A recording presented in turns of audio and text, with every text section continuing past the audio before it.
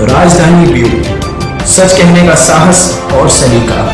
हम हैं आपकी आवाज, राजधानी ब्यूरो।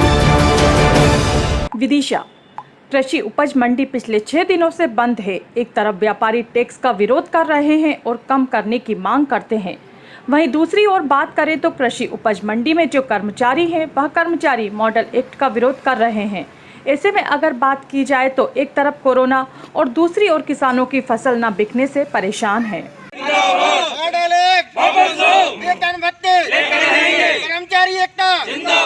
भैया मंडी सेक्रेटरी विदिशा हूँ।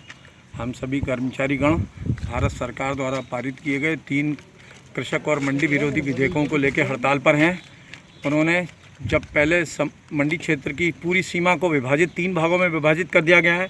मंडी का अस्तित्व केवल मंडी गेट के अंदर रहा है, जिससे हमारी आय में प्रतिकूल प्रभाव पड़ा है और कर्मचारियों और वेतन भत्तों पर संकट की स्थिति आ गई है। यहाँ तक कि इतनी राशि भी अब मॉडल एक्ट लागू होने के बाद अर्जित नहीं हो सकेगी, जिससे हम मंडी के जरूरी खर्च पूरे कर लें। कर्मचारियों के वेतन भत्ते सुरक्षित करने के लिए हम अनिश्चितकालीन हड़ताल पर हैं।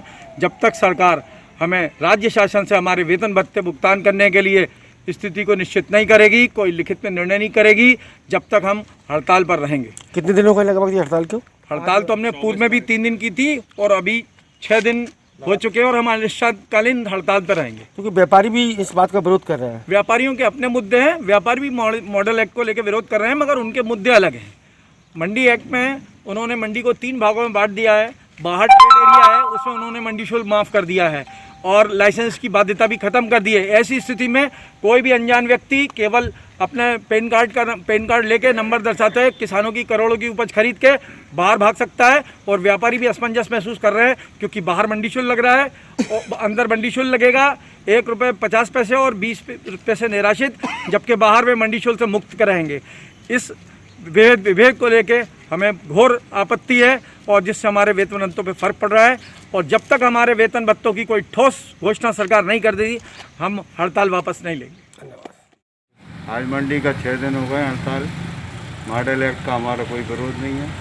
राज्य शासन से हमने मांग की है कि मंडी टैक्स जो 1.70% प्रति सैकड़ा है, उसको घटाकर 50% किए जाए, जिससे मंडियाँ भी चलती रहेंगी, किसानों को उचित मूल्य भी मंडी में मिलेगा, भुगतान की गारंटी भी मंडी में मिलेगी और व्यापारियों को व्यापार और मंडी समिति के जो कर्मचारी भी वर्तमान में मध्य प्रदेश के हड़ताल पे हैं, उनको भी अपनी तनख्वाह वगैरह मिलना सुनिश्चित होगी।